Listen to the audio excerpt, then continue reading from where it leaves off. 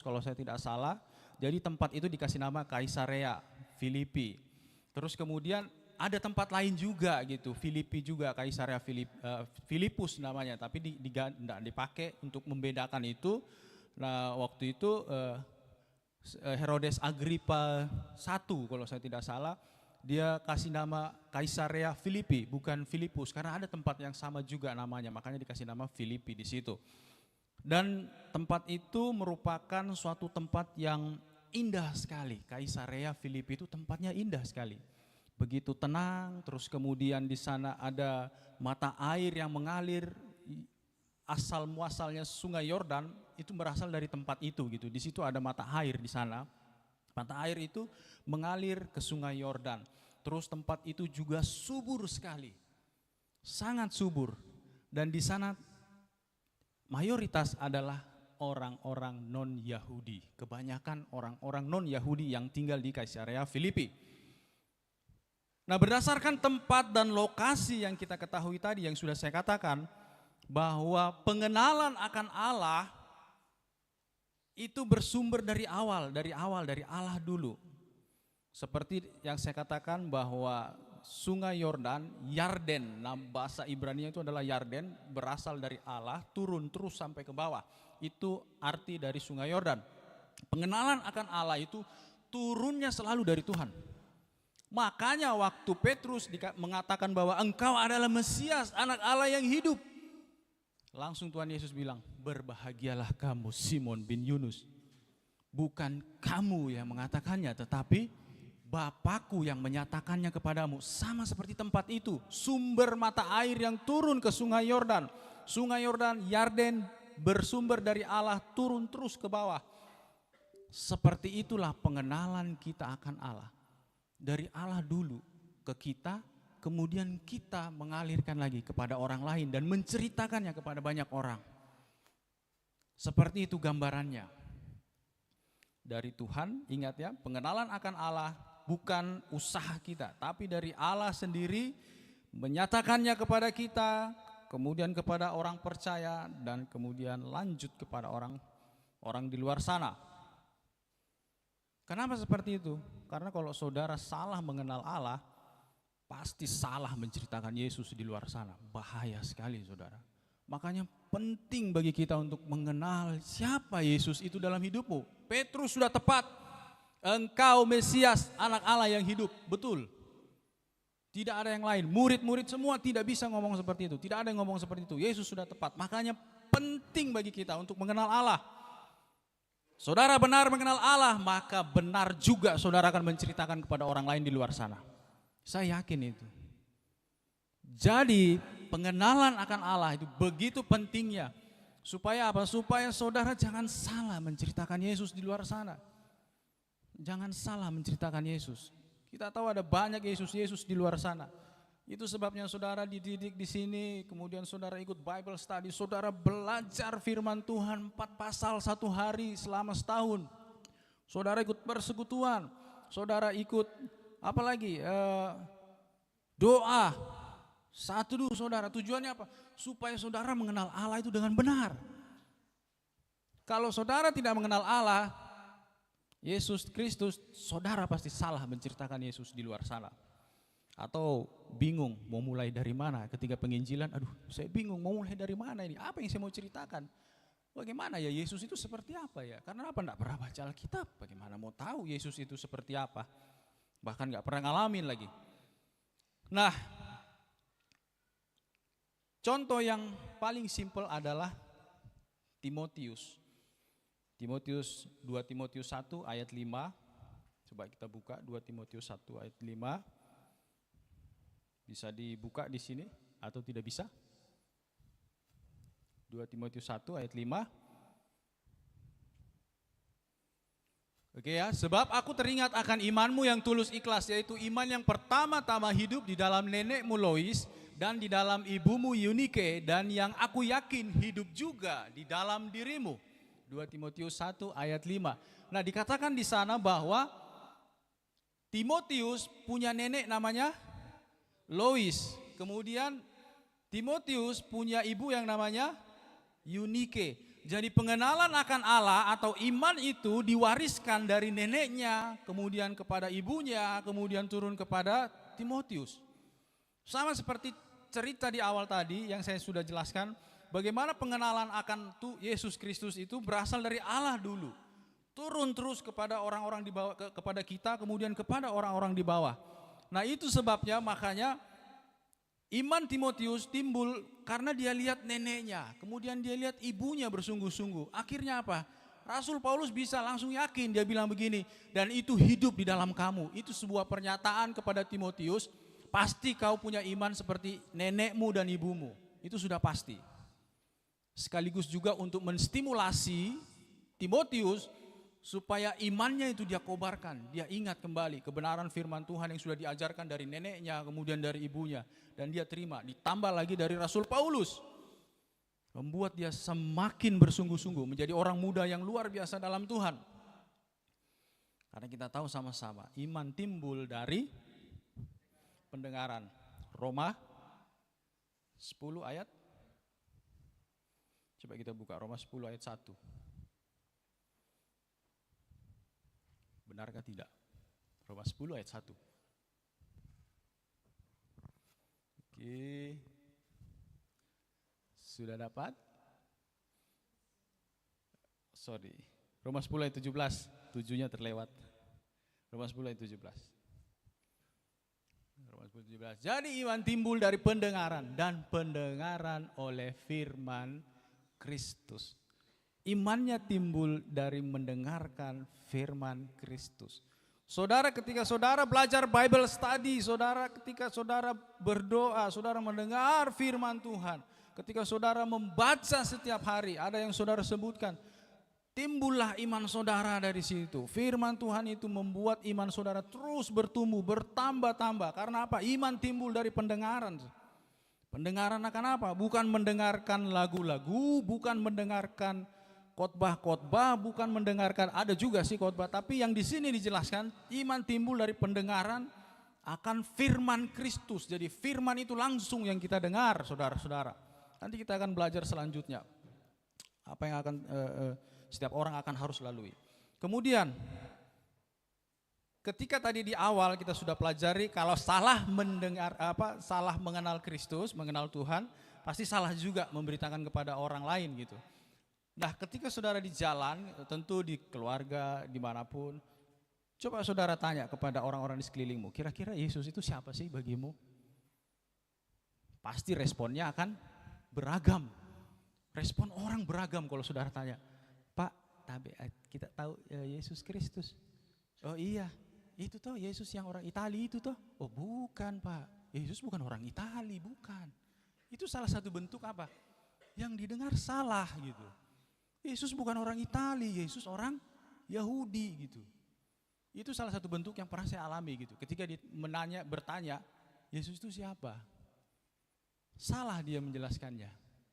Yesus itu begini.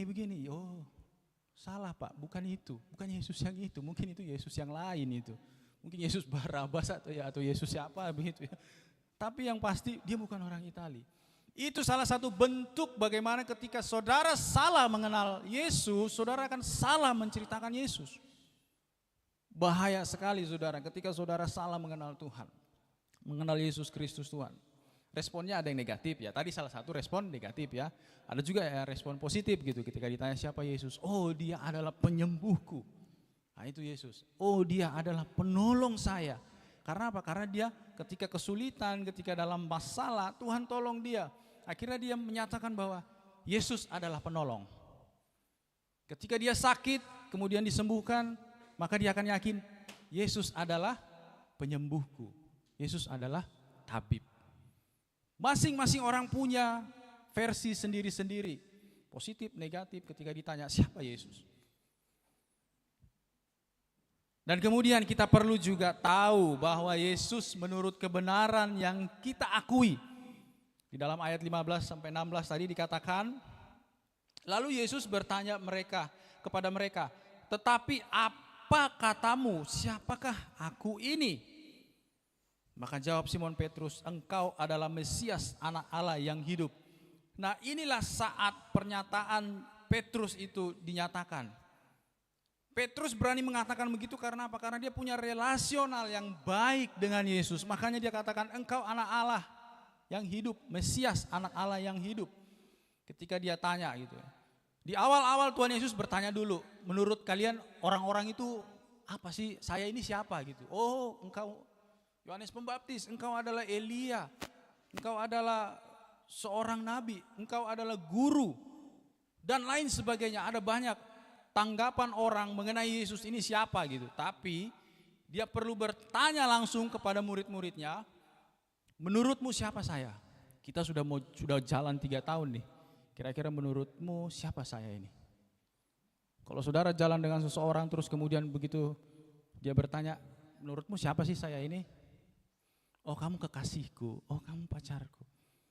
Bukan itu maksud saya, yang lebih spesifik lagi. Saya ini siapa?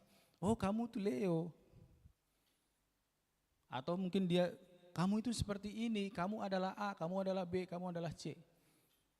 Akan ada momen seperti itu dalam hidup saudara. Ketika Tuhan langsung bertanya kepada saudara, menurutmu siapakah aku ini? Langsung Petrus bilang apa? Mesias, anak Allah yang hidup. Itu Tuhan langsung, betul-betul orang ini tahu betul siapa saya. Dia senang sekali ketika Petrus menjawab itu, dia senang sekali.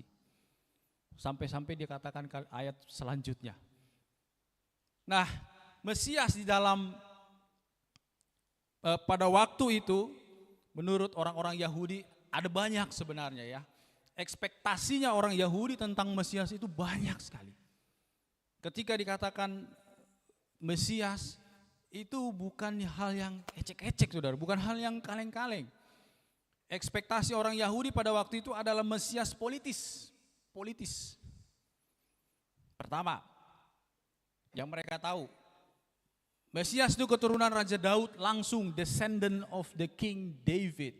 2 Samuel 7, 12-13, saudara tidak usah buka, nanti saudara buka di rumah. Keturunan Raja Daud, ini ekspektasi orang Yahudi pada waktu itu. Gambaran Mesias pada waktu itu menurut mereka adalah pertama, keturunan Raja Daud, langsung. Kemudian Mesias itu memulihkan kejayaan Israel. Israel sudah berjaya beberapa ribu tahun yang lalu. Dan Mesias itu ekspektasinya memulihkan kejayaan Israel. Yeskiel 37, 21-28. Saudara nanti buka sendiri di rumah. Kemudian Mesias itu membawa damai dan kesejahteraan. Itu ekspektasi yang selanjutnya. Yesaya 2 ayat 4. Kemudian memegang teguh hukum Taurat. Ulangan 17, 15-20. Nah saudara, dari semua ekspektasi itu, orang-orang banyak tidak mendapati. Ya salah satunya saja memegang teguh hukum Taurat lah. Yesus banyak kali gitu. Hukum Taurat itu kayak seperti dilanggar gitu ya. Contohnya hari Minggu dibilang gak boleh bekerja begini-begini, tapi Yesus bikin seperti ini. Akhirnya orang Yahudi itu memiliki pikiran, ini bukan Mesias. Karena hukum Taurat dia langgar gitu. Dia tidak mengadakan cuci tangan, makan dengan orang berdosa dan lain sebagainya. Ini bukan Mesias yang kita harapkan. Baru dia anak tukang kayu, bukan keturunan bangsawan. Salah kayaknya, salah. Bukan Mesias yang kita harapkan ini. Nah, ayat-ayatnya ada tadi yang saya sudah sampaikan. Kemudian ada nubuatan lain mengenai Mesias. 1, itu sudah pasti mengalahkan ular. Kejadian 3 ayat 15. Kemudian bintang Yakub, jadi dari Yakub itu terbit bintang, Bilangan 24, 17, 19. Kemudian Musa juga mengatakan, nabi seperti Musa, Ulangan 18, 15 ayat 19. Kemudian yang terakhir adalah seorang anak yang memerintah. Yesaya 9, 6-7. Saudara bisa buka, oh masih ada lagi ini. Kemudian Mesias itu Raja Gembala, Yeskiel 34, 23-24. Kemudian Mesias itu akan menyatukan Israel. Yeskiel 37, 21-28. Dan yang terakhir, Raja yang rendah hati, Zakaria 9, 9-10. Nah itulah semua gambaran tentang Mesias secara keseluruhan. Dan orang-orang Yahudi pada waktu itu tidak melihat hal itu di diri Yesus. bagaimana caranya ini? Kayaknya bukan Mesias ini. Belum datang. Makanya mereka masih terus menantikan Yesus, masih menantikan Mesias sampai sekarang. Karena apa? Karena mereka beranggapan Mesias belum datang, Mesias masih jauh di sana, dia belum tiba. Padahal Petrus sudah menyatakan, engkau adalah Mesias, anak Allah yang hidup. Dia sudah datang, saudara. Nah, itulah yang terjadi. Bagaimana orang-orang Yahudi menganggap bahwa Yesus itu guru, Yesus itu pengajar. Ada banyak gitu ya, saya baca tanggapan-tanggapan orang Yahudi mengenai Yesus. Dia hanya sebagai figur, historical figur saja, sebagai guru dan orang biasa. Ada yang bilang orang nabi, dari tetangga kita mengatakan dia hanya seorang nabi. Tetapi tidak bagi kita kalau saudara mengenal dia dengan benar. Tapi kalau saudara tidak mengenal dia, saudara akan bilang, itu hanya guru, itu hanya orang biasa. Dan ada kebahagiaan ketika kita mengenal Yesus. Di mana ayatnya? Ya, ayat 18 itu. Dan aku pun berkata kepadamu, engkau adalah Petrus, dan di atas batu karang ini aku akan mendirikan jemaatku, dan alam maut tidak akan menguasainya. Saudara, bukan berarti jemaat Tuhan didirikan di atas Petrus, bukan. Atas pernyataan Petrus bahwa Yesus adalah Mesias, anak Allah yang hidup, tetap Yesus yang membangun jemaat Tuhan ya. Kita perlu ingat bahwa Yesus yang membangun jemaat Tuhan. Tapi dengan pernyataan Petrus itu bahwa Yesus adalah Mesias, maka disitulah dia akan mendirikan gerejanya. Jadi bukan di atas Petrus ya, bukan. Kita perlu tahu itu. Sehingga ada suatu hal khusus atau Tuhan menyatakan kehendaknya kepada kita ketika kita mengenal dia dengan benar. Dan itu pasti hal yang menggembirakan. Walaupun mungkin menurut orang lain itu bukan hal yang menggembirakan gitu ya. Ketika Tuhan berbicara kepada kita, kita mengenal Tuhan dengan benar, maka Tuhan akan menyatakan kehendaknya. Seperti dikatakan tadi, Petrus, di atas batu karang ini aku akan mendirikan, artinya di atas pernyataanmu aku akan membangun gereja Tuhan. Ya, ada juga bilang kunci kerajaan maut dikasih ke Petrus gitu. Kunci kerajaan surga dikasih ke Petrus gitu. Jadi kalau saudara mau pergi mau ke surga, ada Om Petrus di depan sana pegang kunci. Kalau saudara tidak minta izin sama Om Petrus, saudara tidak akan masuk. Itu beberapa persepsi. Tetapi yang pasti bahwa mengenal Tuhan, pasti Tuhan akan menyatakan kehendaknya. Dan kita pasti akan berbahagia. Bagian selanjutnya yang saya ingin bagikan di sini adalah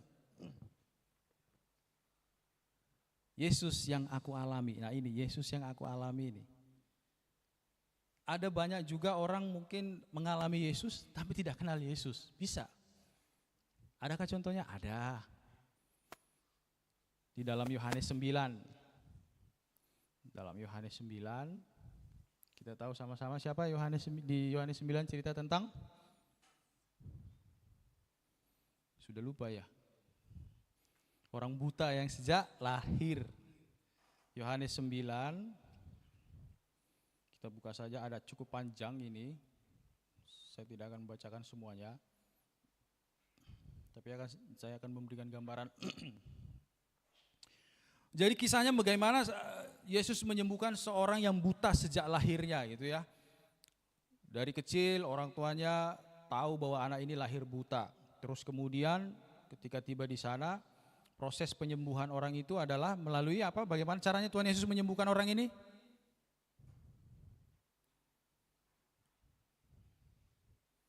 Bagaimana caranya? Tuhan Yesus ngapain? Meludah ke tanah. Kemudian diaduk-aduk tanah itu pakai air liurnya. Kemudian diambil, kemudian dioleskan ke matanya. Akhirnya apa? Orang tersebut sembuh. Nah, ini suatu proses di mana sebenarnya dia tidak mengenal Yesus gitu, tidak tahu Yesus itu siapa gitu. Terus kemudian ditanya berulang-ulang sama orang ahli-ahli Farisi, siapa yang kasih sembuh kamu? Saya tidak tahu siapa dia. Bahkan di sana dikatakan sampai orang Yahudi, kayaknya dia itu orang berdosa, tidak mungkin dia ini.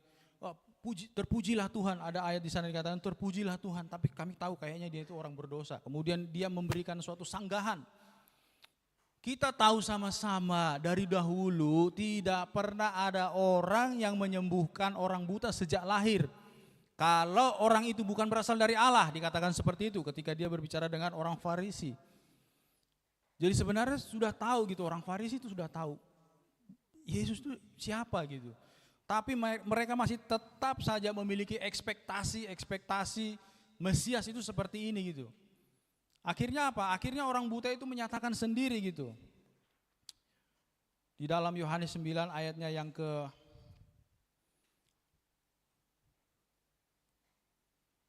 di ayatnya bentar ya. Karena kita tahu sama-sama berulang-ulang terus ini orang Farisi tanya ke mamanya, ke orang tuanya, dibilang, ini anakmu kah? Iya, ini lahir buta dari kecil. Terus kemudian kami tahu bahwa ini adalah anak kami, bahwa ia lahir buta. Terus kemudian bagaimana ia sekarang dapat melihat? Kami tidak tahu. Siapa yang memelekkan matanya kami tidak tahu juga. Tanyakanlah kepada dia sendiri. Ia kan sudah dewasa. Ia dapat berkata-kata untuk dirinya. Orang tuanya berkata demikian karena mereka takut orang-orang Yahudi. Sebab orang Yahudi itu telah sepakat bahwa setiap orang yang mengaku dia sebagai Mesias akan dikucilkan. Jadi orang tuanya juga mikir-mikir juga gitu, mau bilang ini Mesias. Karena memang perbuatan itu jarang terjadi, bahkan tidak ada gitu. Orang yang buta sejak lahir disembuhkan itu tidak pernah. Karena makanya orang yang buta ini mengatakan demikian. Terus kemudian jawabnya, apakah orang itu orang berdosa? Aku tidak tahu, tapi satu hal aku tahu, yaitu bahwa aku tadinya buta, itu di ayat yang ke-25. Dan sekarang dapat melihat, kata mereka kepadanya, apakah yang diperbuatnya padamu? Bagaimana ia memelekkan matamu? Jawabnya, telah kukatakan kepadamu dan kamu tidak mendengarkannya. Mengapa kamu hendak mendengarkannya lagi? Barangkali kamu mau menjadi muridnya juga. Sambil mengejek mereka berkata kepadanya, engkau murid orang itu, tapi kami murid-murid Musa. Kami tahu bahwa Allah telah berfirman kepada Musa, tetapi tentang dia itu kami tidak tahu dari mana ia datang. Jawab orang itu kepada mereka, aneh juga ya bahwa kamu tidak tahu dari mana ia datang, sedangkan ia telah memelekkan mataku. Kemudian ayat 31, kita tahu bahwa Allah tidak mendengarkan orang-orang berdosa, melainkan orang-orang yang saleh dan yang melakukan kehendaknya. Dari dahulu, ayat 32, dari dahulu sampai sekarang tidak pernah terdengar bahwa ada orang yang memelekkan mata orang yang lahir buta. Jikalau orang itu tidak datang dari Allah, ia tidak dapat berbuat apa-apa. Jawab mereka, engkau ini lahir sama sekali dalam dosa dan engkau hendak mengajar kami. Lalu mereka mengusir dia keluar. Yesus mendengar ia telah diusir keluar oleh mereka, kemudian ia bertemu dengan dia dan berkata, percayakah engkau kepada Anak Manusia? Jawabnya, siapakah dia, Tuhan? Supaya aku percaya kepadanya, kata Yesus kepadanya, engkau bukan saja melihat dia, tetapi dia yang sedang berkata-kata dengan engkau, dialah itu. Katanya, aku percaya Tuhan. Lalu ia sujud menyembah. Kata Yesus, aku datang ke dalam dunia untuk menghakimi supaya barang siapa yang tidak melihat dapat melihat, dan barang siapa yang dapat melihat menjadi buta. Nah, inilah yang terjadi. Pernyataan orang buta itu sejak lahir. Begitu ditanya, siapakah? Percayakah engkau? Percaya. Dikatakan di sana, ada pernyataan di awal bahwa pertama Yesus seorang nabi. Yang kemudian yang kedua, datang dari Allah berdasarkan Yohanes 9 ayat di 20-an sampai ke bawah tadi. Kemudian yang ketiga, orang saleh dikatakan di sana.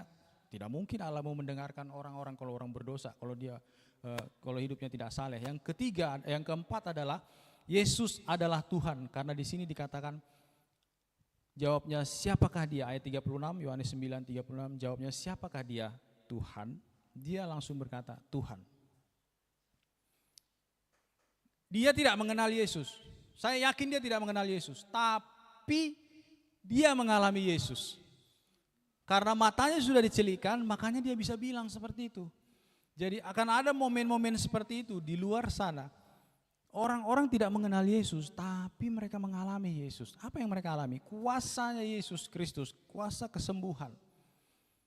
Itulah yang mereka alami. Mereka tidak mengenal. Nah, setelah mereka mengalami itu, sedikit demi sedikit pola pikir mereka digiring. Yesus membawa orang buta ini mengatakan, siapakah aku?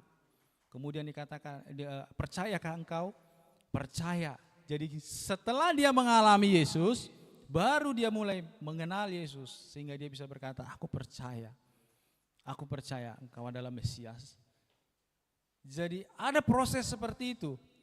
Di awal tidak mengenal Yesus, tapi ketika mengalami suatu mujizat kuasa Allah, dia mulai mengenal Yesus. Nah, kalau menurut saya secara pribadi ditanya, Yesus itu siapa? Saya secara pribadi yang pertama, Yesus itu pelindung. Kalau buat saya, kenapa bisa bilang begitu? Berapa kali maut hampir saja menghampiri saya beberapa tahun yang lalu. Waktu saya masih di Papua. Berapa kali? Pernah sekali waktu ketika sedang tidur, kemudian saya merasa, nggak bisa bernapas, sampai saya bilang, Tuhan, saya tidak bisa bernapas. Ini jantung mungkin kah atau apakah? Tapi kayaknya enggak, kalau jantung sakit gitu ya. Tapi di sini di bagian tengah perut sini membuat saya sesak. Entahkah itu GERD atau apa, saya tidak tahu. Tuhan, saya tidak bisa bernapas. Sulit bernapas saya susah bernapas ini. Jangan-jangan saya mau mati kayaknya ini hari ini juga, waktu itu. Itu kesaksian saya. Akhirnya saya ambil minyak, saya mengoles dalam nama Yesus. Tuhan, saya ingat bilur-bilur Yesus Kristus, Tuhan kau menyembuhkan, aku menyembuhkan. Akhirnya saya tidur terlelap, besoknya bangun normal kembali. Yesus penolong saya. Kemudian beberapa tahun yang lalu di Sorowako, orang lagi kerja ekskavator di bawah, perbaiki ekskavator. Saya ada di bawah ekskavator. Ini teman-teman saya, rekan-rekan saya ini, walaupun dia orang lama, tapi dia nggak tahu prosedur safety, prosedur keamanan dia tidak tahu gitu. Jadi dia main buka saja itu, ada namanya boom cylinder, itu 2 yang nahan di sini. Ya, jadi dia main buka saja gitu. Saya ada di bawah lagi bersihkan oli, itu saya bersihkan oli. Ada stand di bawah itu, jadi saya selalu siapkan stand itu kayak macam dudukan begitu, bahasa Inggrisnya stand. Untuk menjaga-jaga kalau seumpama terjadi, mungkin ini tak tongkang ini ekskavator, saya bisa selamat di bawah gitu. Jadi 2 yang pertama saya taruh itu 2 di bawah. Kemudian tiba-tiba dia buka dan langsung gini ekskavator begini, pantatnya itu di belakang itu kan ada counterweight itu beban gitu ya, di belakang sudah terturun begini. Untung masih ada 1 stand itu gitu, belum saya tarik gitu. Stand itu belum saya tarik dan dengan secepat kilat saya meluncur, menghindar begitu. Kalau tidak, mungkin kalau ya bersyukurnya karena masih ada stand deh. Tapi walaupun ada stand, saya tetap harus lari cepat gitu loh. Jangan sampai nggak kuat nahan bobot sampai 30 ton gitu ya. Stand ini nggak tahu berapa ton, kemampuan untuk menahannya tidak tahu berapa ton. Langsung menghindar. Dalam hati saya, Tuhan, saya selamat lagi dari maut. Juga beberapa tahun yang lalu juga waktu masih di sana, ban truk gitu ya, truknya kecil, sebeginilah bannya. Itu lumayan berat itu, ban itu 300 kilo mungkin berat ban itu. Jadi kami berdua buka dengan teman, cungkil sana cungkil sini. Saya bilang, aduh saya sudah tidak tahan ini, pindah kok dari situ, Din, pindah kok Din. Itu orang sini dia, pindah kok. Dia masih tahan terus gitu, saya sudah tidak tahan, kamu pindah dari situ. Dia tidak mau pindah. Ya saya yang pindah di situ ya, kakinya ketindis dengan ban itu gitu ya, biru di sini gitu. Walaupun seperti itu, saya merasa bersalah gitu sama teman saya. Aduh, gara-gara saya mungkin ini ya. Tapi saya terhindar gitu dari perkara-perkara maut. Terus pernah juga ketika tidur seperti ada seseorang yang di samping saya berdiri. Yang saya ingat dia berpakaian putih, kayaknya orang tua begitu ya. Seperti dia akan mau mencabut saya gitu, mau mengambil saya gitu. Tapi di dalam bawah sadar gitu, jelas sekali orang itu berdiri gitu. Tapi tidak tahu kenapa tidak jadi. Nah sehingga saya bisa mengatakan bahwa Yesus itu pelindung buat saya. Yesus itu penyembuh buat saya. Berapa kali kesaksian kesembuhan, bagaimana sakit di sini, dioles, berdoa, hilang. Nah itu yang saya alami sampai saya bisa mengatakan bahwa Yesus itu adalah penyembuh. Yesus adalah pelindung saya. Itu bagi saya, itu cerita saya. Ceritamu bagaimana? Masing-masing orang pasti punya. Oh, Yesus itu seperti ini, Yesus itu seperti ini. Jadi penting bagi kita untuk mengenal Allah dengan benar. Sehingga kita akan sampai kepada suatu titik di dalam Ayub 42 ayat 5. Coba kita buka, Ayub 42 ayat 5. Supaya seperti Petrus juga kita bisa bilang, ayat ini paling sering dibicarakan. Sudah dapat ya? Hanya dari kata orang saja aku mendengar engkau, tetapi sekarang mataku sendiri memandang engkau. Jadi mungkin dulu-dulunya saudara hanya mengenal Yesus, mengenal Tuhan itu dari orang lain bercerita, kemudian kita mendapatkan gambaran, oh Yesus seperti ini. Tetapi seperti kitab Ayub ini mengatakan, hanya dari kata orang saja aku mendengar tentang engkau. Tetapi sekarang mataku sendiri memandang engkau, sama dengan orang buta itu. Dia pasti pernah mendengar Yesus itu seperti ini, Yesus itu penyembuh ini, akhirnya dia datang minta disembuhkan dan Tuhan mengaduk-aduk. Kemarin mungkin dulu-dulunya dia hanya mengenal Yesus dari kata orang, tapi dia mengalami sendiri. Makanya dikatakan ini, sekarang mataku sendiri memandang engkau. Akhirnya apa? Matanya terbuka, dia pandang Yesus. Dan dengan yakin dia katakan bahwa Yesus adalah Mesias. Setiap kita akan berada pada tahapan seperti ini. Saudara perlu mengalami Yesus sendiri. Tidak perlu lagi mendengar dari kata orang Yesus itu seperti ini ya, kayak tadi. Kalau dari saya seperti itu. Dari saudara, ya saudara akan alami sendiri, akan ada momen seperti itu.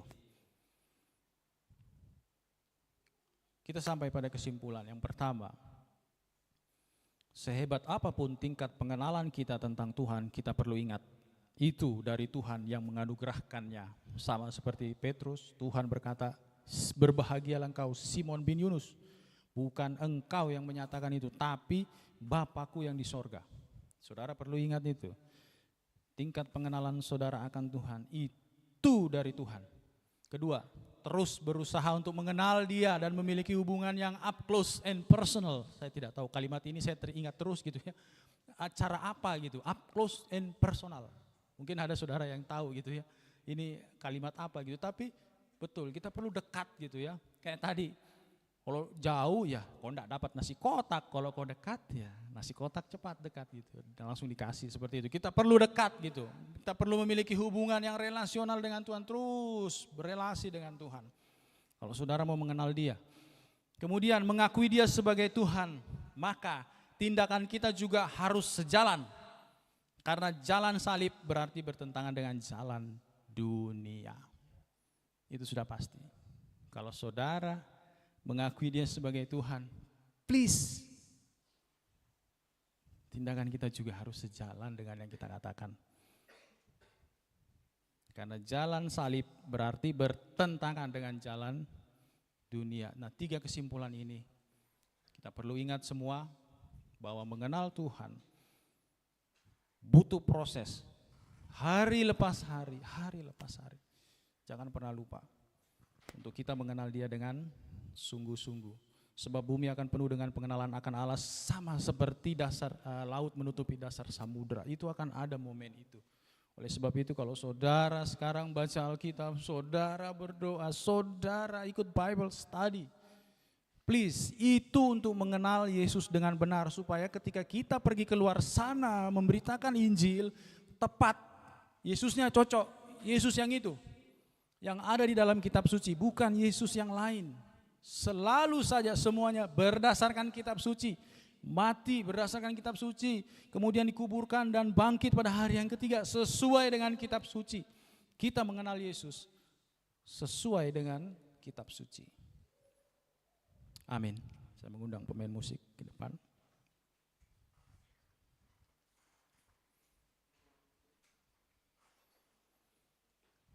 Kita berdoa bagi kebenaran firman Tuhan ini. Bapa, kami bersyukur kepadamu, kami rindu, kami mendapatkan pengenalan akan Allah yang terus bertumbuh dan bertumbuh. Karena ketika kami benar mengenal Allah, mengenal Yesus Kristus